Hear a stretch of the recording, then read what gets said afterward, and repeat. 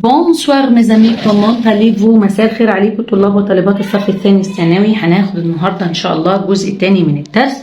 هنبدأ ناخد فيه المواد الخام والنقشة بتاعة الملابس ونتكلم عنها وازاي نعبر عنها في الكتابة وازاي نعبر عنها في الاختيار. داكور؟ نبدأ كده بسم الله. انا عندي اون ماتيير مادة خدناها في سنة اولى ثانوي، ماتيير سكولار مادة دراسية، وخدناها السنة دي ماتيير دي فيتمون المادة الخام بتاعة الملابس. تمام؟ أنا عندي كلمة ماتيريال المادة الخام برضو. تمام؟ ولكن عندي ماتيير سكولار مادة دراسية وماتيير دي فيتمون المادة الخام بتاعة الملابس. نبدأ نشوف إيه هي المواد الخام اللي عندي. عندي مثلا لو كوتون، القطن. عندي مثلا لو ساتان، الستان. عندي اللي هو شبه الحرير. عندي لاسوا، الحرير. عندي مثلا لالان، الصوف. عندي مثلا لو جون اللي هو الجنس. تمام؟ عندي مثلا لا توال، الكتان. عندي مثلا لو كوير، الجلد. طيب أنا دلوقتي عرفت بعض المواد الخام كاسم، أنا عايزة أتكلم عنها كجملة. أعملها إزاي؟ طبعا أنا معايا في الشغل الأساسي فيرب إتر يا جماعة، ما ننساش إن هو أساس شغلنا هذا العام في الترم التاني بالذات مع الدرس ده. يبقى أنا هستخدم فيرب إتر معايا يكون. والله لو هتكلم عن ملبس مفرد كده، عن حاجات جمع هيبقى كده. هنبدأ نشوف المواد الخام يجي معاها إيه. المواد الخام هتجيب لي حرف الجر الأون. الله، أنا كل ما أدخل درس ألاقيه في وشي يا جماعة. إحنا هنجمع السنة دي كل حروف الجر، لأن في تالتة مفيش حروف جر بتاخدها جديدة، كله مبني على القديم مع منهج بس. يعني إيه؟ اسم درس مختلف بيتكلم عن حاجة بس جوه الدرس حاجة صغيرة جديدة، والباقي كله قديم. الأون وأحط وراه المادة الخام. تمام؟ يبقى الأم معايا مادة إيه؟ مادة خام. هنبدأ نشوف كده الجملة تجيني إزاي وأسأل عليها إزاي. عندي مثلا هنا لما أقول أون كوتون يبقى من القطن، أون ساتان من الساتان، أون فيلور من الفيلور اللي هي القطيفة مثلا. عندي مثلا لما أقول أون كوير من الجلد. عندي مثلا أونور من الذهب، ده هناخده بعد كده. فأنا هبدأ أكتب جملة. هقول ما رب فستاني بيكون أون كوتون من القطن. تمام؟ فستاني بيكون من الستان، فستاني بيكون من الحرير، بيكون من الصوف، على حسب الطقس. أنا لابسة إيه في الشتاء ولابسة إيه في الصيف، والملابس هنا هتربطها بفصول السنة، خدوا بالكم. يعني دي حتة هنتكلم عنها كده. أنا عايزة أعمل سؤال هنا، يبقى السؤال بتاعي هشطب كلمة كوتون وهي كلمة غير عاقل.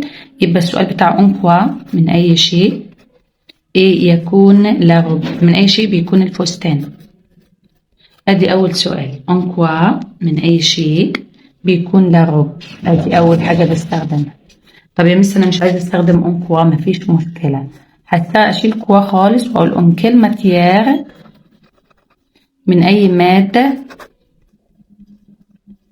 ايه يكون لا روب الفستان. يبقى انا عندي السؤال الثاني ان كيل ماتيير، يبقى انا استخدمت كلمه كيل ماتيير معايا في السؤال. تمام؟ طيب لو انا مش عايز استخدم اون كيل ماتيير دي يا جماعه، في حرف جر تاني بيجيني اسمه دو يعني من. دو كيل ماتيير من اي ماده خام ايه بيكون لا روب. أداة الاستفهام دي ممكن تتنقل في آخر الكلام عادي، مفيش مشكلة. أهو هدي مثال. لو قلت لا روب الفستان سيتون كوا، بيكون ده من إيه؟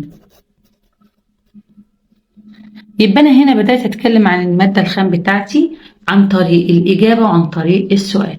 لو أنا طلبت منك تكتب لي جملتين عن المادة الخام وعن الفستان كده من أول ما خدت، يبقى أنا مثلا هقول جو بورت، أنا أرتدي اون روب، فستان. تمام؟ الفستان بتاعي أليه هو بيكون لونه إيه؟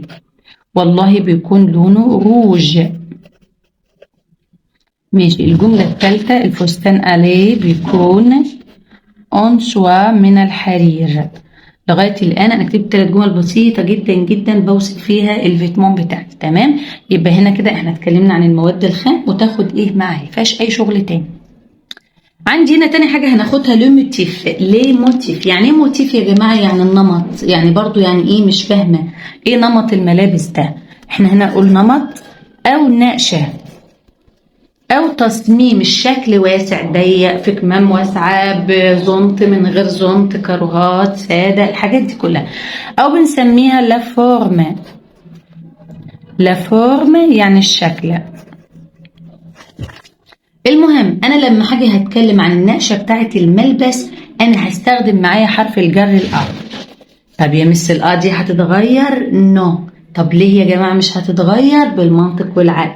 القماش بيبقى ثابت، وبعد كده انا ببدا اطبعه، ابدا الونه، وبعد ما الونه ابدا احط اسطمبه كده بشكل معين، وابدا القماش على في المكنه يمشي عليه فيعمل لي الشكل اللي انا عايزاه. فانا هقول هنا ابوا، بوا يعني منقط، اكارو الكاروهات، الاسي اربطه، يعني لو عندي بلوزه فيها رباط من هنا رباط من هنا. تمام، يبقى عندي هنا بوا، كارو، لاسي. التلاتة دولت مذكر، يبقى هيجي وراهم صفة جمع مذكر قبلهم أو بعدهم. يعني إيه يا مس؟ أنا عايزة أشوف. هناخد مثال. لو قلت أولا جي، أنا عندي إن روب، فستان، بوا، هاخد الأ، هاخد الأو، هاخد الألا، هاخد الأ إلا أبوستروف. يبقى أنا هنا همشي بالمنطق. أنا عندي فستان منقط يبقى عليه نقط، يبقى أبوا. تمام، دي ما بتتغيرش نهائي. طيب لو أنا عايزة أخد بقى الألوان، فأنا هقول هنا جي إن روب، أنا عندي فستان، أبوا. هل لون الفستان ولا لون النقط يا جماعة؟ فأنا عايزة اللون أنا عندي كلمتين، هاخد على الكلمة اللي بتوصف. أنا عندي فستان فيه نقط، يبقى النقط هي اللي لونها. عندي هنا نوار ولا نوار ولا نوار ولا نوار. فانا هتكلم عن اللون بتاع النقط. طب ما انا واخده ان النقط فوق اصلا مش نقطه واحده، نقط كتيره، جمع. النمط ده بيبقى جمع يا جماعه، جمع مذكر، يبقى نوار جمع مذكر. تمام، مفيش مشكله. طيب هنبدا نشوف جمله كمان. لو قلت مثلا هنا je veux، انا اريد une chemise à نقط بلو. تمام، انا واخده اللون هنا جمع ايه، مذكر. فانا هقول هنا لاسي ولا كارو ولا مانش. اولا انا هاخد بالي من الاختيارات. لاسي مفرد ما تنفعش، مانش كم هناخده مؤنث ما تنفعش. اللون هنا جمع مذكر، فانا عايزه الكلمه جمع مذكر. اكارو بلو، يبقى الكرات بتاعتها لونها ازرق.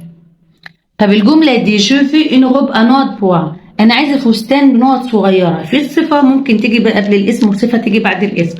الصفات اللي بتيجي قبل الاسم اسمها الصفة الوصفية. الصفة الوصفية دي يعني ايه؟ يعني اللي بتوصف الشكل والحجم والكلام ده كله. جو في ان روب انوت بوا، انا عايزة فستان نقط صغيرة. يبقى عندي كلمة بوا جمع مذكر، يبقى الصفة اللي عندي هنا بيتي بوا جمع مذكر. تمام، يبقى انا كده خدت النمط المذكر. طيب انا عندي نمط المؤنث. لما اقول مثلا هنا عندي امونش، مونش يعني اكمام. عندي كلمة فلار زي فلاور كده، مشجر بورد. عندي كلمة غيور، غيور يعني مخطط. يبقى عندي كلمة مونش، عندي كلمة غيور، عندي كلمة فلار مشجر. التلاتة دول يا جماعة يجي وراهم صفة جمع مؤنث أو قبلهم على حسب. نبدأ نشوف الإكزامبل. لما أقول مثلا جاشت، أنا اشتريت إن روب فستان أفلار مشجر. المشجر بتاعه التشجيرة بتاعتها لونها بلون أبيض ولا بلانش بيضاء ولا بلانش. طبعا في واحد هيقول لي ده الفستان مؤنث، بس الفلاغ جمع، يبقى انا بتكلم على الفلاغ مش على الفستان. تمام. لو انا خدت مثال تاني قلت والله je veux انا اريد une veste à noix rayure يعني خطوط، فانا قلت هنا grand حجمها ولا grande،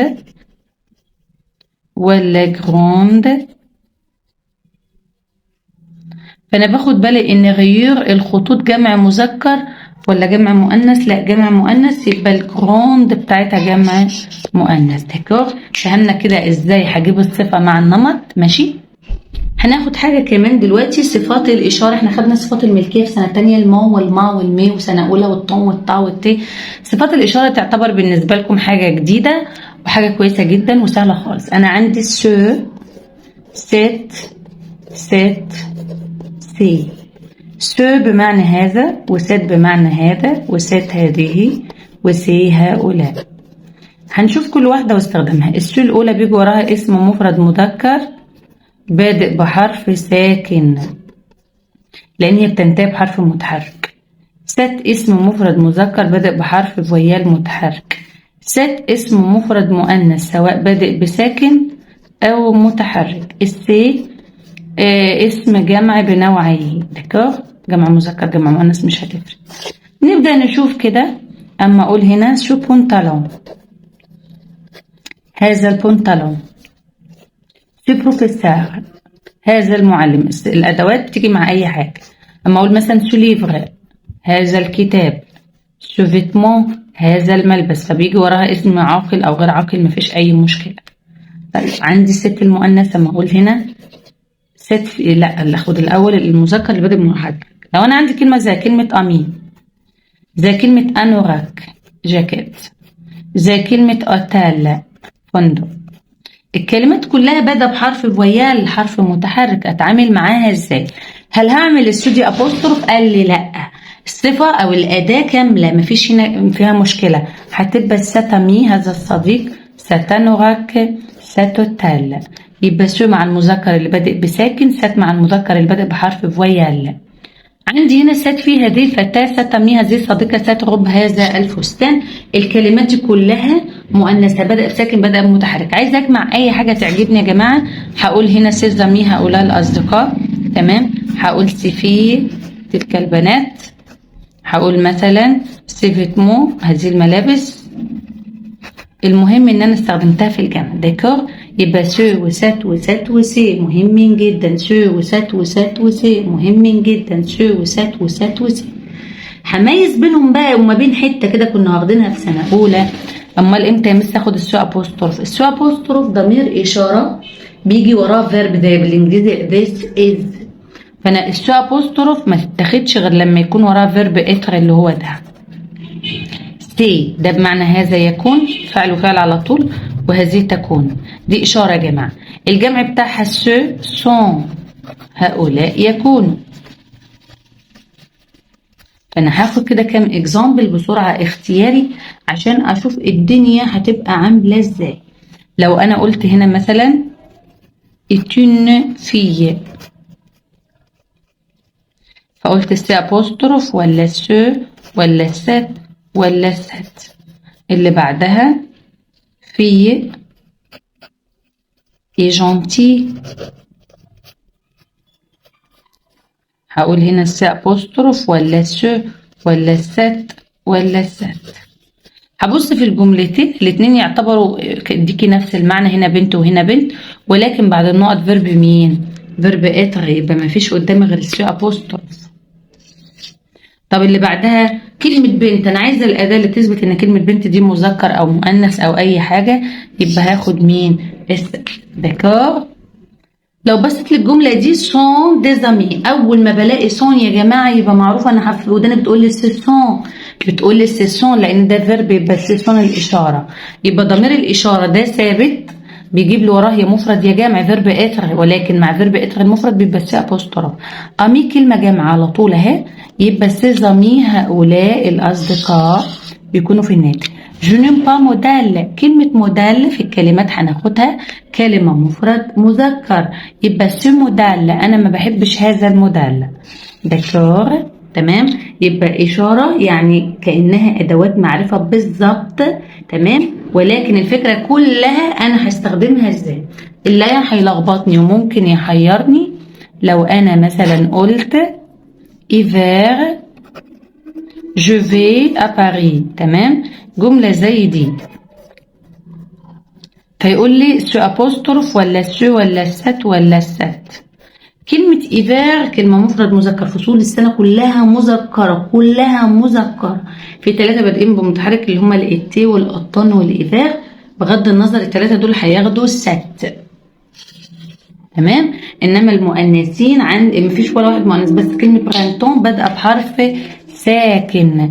ناخد مثال عليها، مثلا لو قلت نقط برانتون هذا الربيع، مثلا جو في أنا أذهب على كومباني إلى الريف.